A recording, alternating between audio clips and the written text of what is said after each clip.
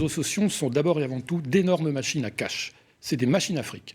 Les propriétaires des réseaux sociaux sont des gens millionnaires, milliardaires, qui vivent de la publicité.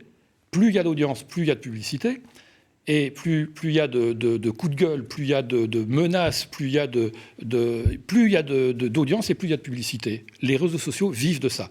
Donc quand je vois parfois sur les réseaux sociaux des gens qui critiquent les médias en disant les médias appartiennent à des milliardaires, ils le font sur des réseaux sociaux qui, eux, sont des énormes machines à cash, je pense qu'il faut s'interroger. Les citoyens doivent vraiment s'interroger. Alors, ça peut permettre évidemment à des gens de s'exprimer. Ça, c'est formidable. Que tout le monde puisse s'exprimer, je trouve ça formidable. Que n'importe qui puisse à un moment donné dire « voilà ce que je pense ».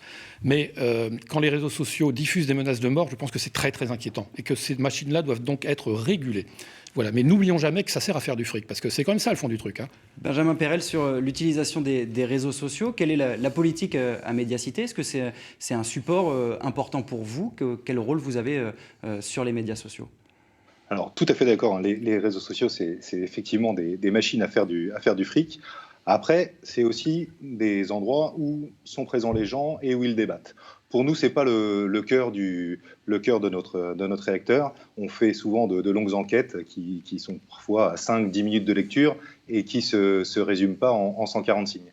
Mais il n'empêche que là, pour l'initiative qu'on a montée, donc Véracité 2022, qui consiste à répondre aux questions que nous posent nos lecteurs sur la présidentielle et à vérifier le plus possible les propos et les faits des candidats, on a décidé d'investir Instagram, un réseau social en particulier, basé sur l'image, sur lequel il y a beaucoup de jeunes. Dans l'idée, voilà, il faut qu'on arrive à toucher ce nouveau public, très friand de politique, comme le disait François-Xavier Lefranc, et il faut arriver à lui apporter une information qui soit vérifiée, qui soit crédible. Et donc on va investir ce réseau social pendant cette campagne. C'est un test, on verra ce que ça donne. Mais l'idée, c'est de sortir un petit peu, nous, de notre univers un peu classique pour aller diffuser l'information plus loin, au plus proche de là où sont les gens et les jeunes.